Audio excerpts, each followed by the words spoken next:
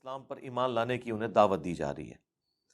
الذین یتبعون الرسول النبی الامی، یہ وہ اہل ایمان ہیں جو کہ پیروی کرتے ہیں اس نبی امی کی۔ اب یہ جو امی ورڈ ہے نا قرآن حکیم میں، سورہ الشورى کے اندر مکے کو ام القریٰ کہا گیا ہے، بستیوں کی ماں یا سینٹر، عرب میں ایک سینٹرل مقام تھا اسے۔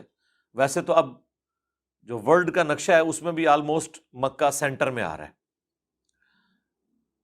عرب میں وہ سینٹرل مقام تھا، اسی لیے قرآن میں سورہ شورى میں اسے کہا گیا ام القریٰ۔ اور نبی الاسلام کے ریفرنس سے بیان ہوا کہ آپ کو ہم نے ڈر سنانے والا پیغمبر بنا کر بھیجا ہے ام القریٰ اور اس کے ارد گرد کے لوگوں کے لیے۔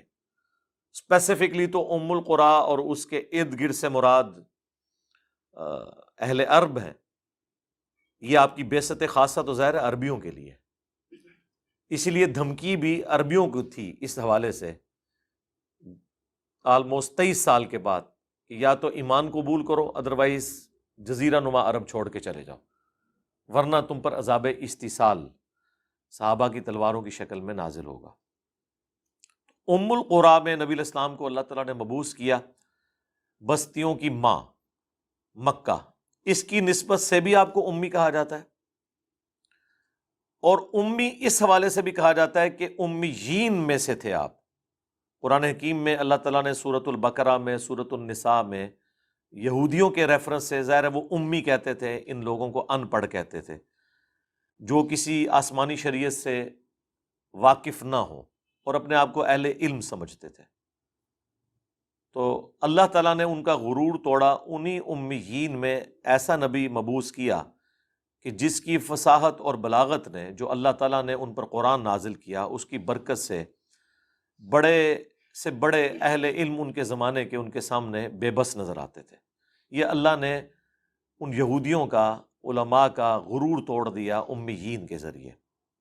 تو اس اعتبار سے نبی الاسلام امیین میں مبعوث ہوئے کہ آپ دنیا میں کسی انسان سے پڑھے ہوئے نہیں تھے، اور اس اعتبار سے بھی کہ اللہ کے نبی کا یہ معجزہ تھا کہ آپ لکھنا پڑھنا نہیں جانتے تھے۔ یہ رسول اللہ کے حق میں معجزہ ہے، آپ کی خوبی ہے۔ عام انسان کے لیے یہ ایک عیب ہے۔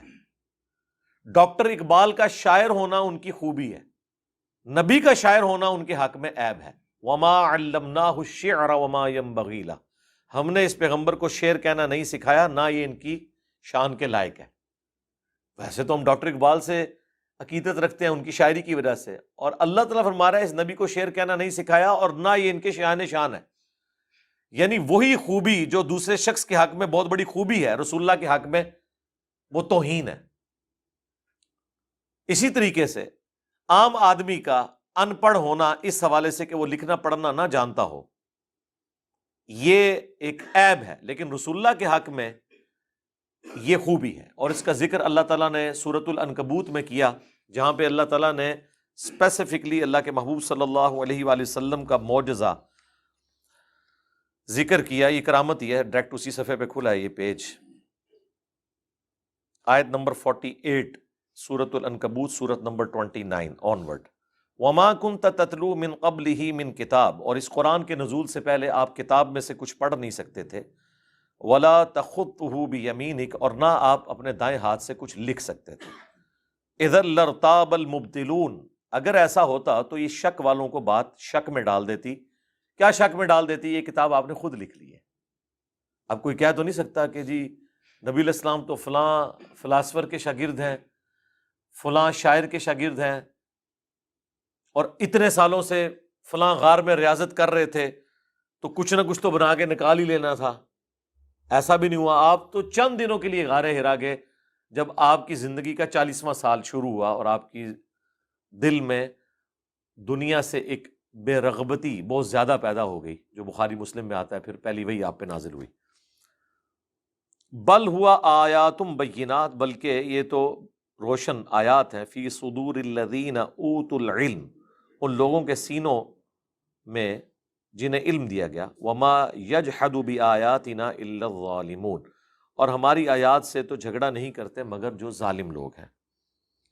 وقالوا لولا انزل علیہ آیات من ربہ، اور یہ کہتے ہیں کہ تم پر تمہارے رب کی طرف سے کوئی نشانی، معجزہ کیوں نہیں نازل ہوا جس طرح کے اگلے پیغمبروں کو دیے گئے تھے۔ قل انما الآیات عند اللہ، اے نبی تم فرماؤ کہ معجزات تو اللہ کے ساتھ خاص ہیں، وانما انا نذیر مبین، اور میں تو اس کے سوا کچھ نہیں کہ میں ڈر سنانے والا ہوں۔ اولم یکفیہم، کیا ان کے لیے یہ کافی نہیں ہے، انا انزلنا علیک الکتاب یتلی علیہم، کہ بے شک ہم نے کتاب نازل کی ہے نبی علیہ السلام پر جو صبح و شام ان پر پڑھی جاتی ہے۔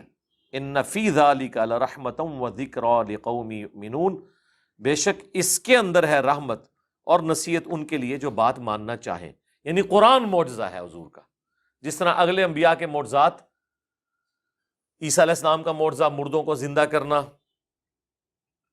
اندھوں کو اللہ کے اذن سے آنکھیں دے دینا، موسیٰ علیہ السلام کا اژدہا کو لاٹھی میں اور لاٹھی کو اژدہا کی شکل میں لوگوں کے سامنے ایک معجزے کے طور پر پریزنٹ کرنا، اس طرح کا معجزہ ہمارے نبی کا قرآن ہے، کیونکہ آپ کی نبوت قیامت تک کے لیے، اس لیے آپ کو وہ معجزہ دیا گیا جو قیامت تک رہے۔ اگر نبی الاسلام مردوں کو زندہ کرتے تو آج ہم اس کی ویڈیو دکھا سکتے ہیں؟ نہ کرسچنز دکھا سکتے ہیں نہ ہم دکھا سکتے ہیں۔ ایمان بالغیب ہی ہے نا، لیکن قرآن پہ ہمارا ایمان بالغیب نہیں ہے، تو ہمارے سامنے موجود ہے۔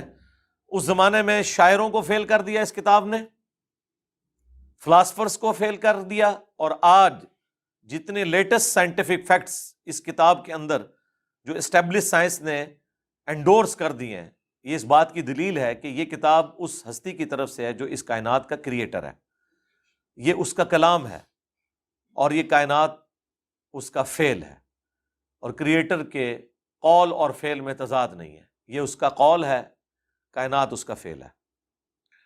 تو یہ نبی علیہ السلام کا زندہ معجزہ، انا نحن نزلنا الذکر وانا لہ لحافظون، اور یہی وجہ ہے کہ اللہ تعالیٰ نے اسے محفوظ بھی کر دیا۔ بے شک ہم ہی نے اس کتاب الذکر، یاد دہانی کو نازل کیا، اور ہم ہی اس کی حفاظت کرنے والے ہیں۔ اس کتاب کو محفوظ کرنے کی وجہ ہی ختم نبوت تھی کہ آپ کے بعد کوئی پیغمبر نہیں آئے گا۔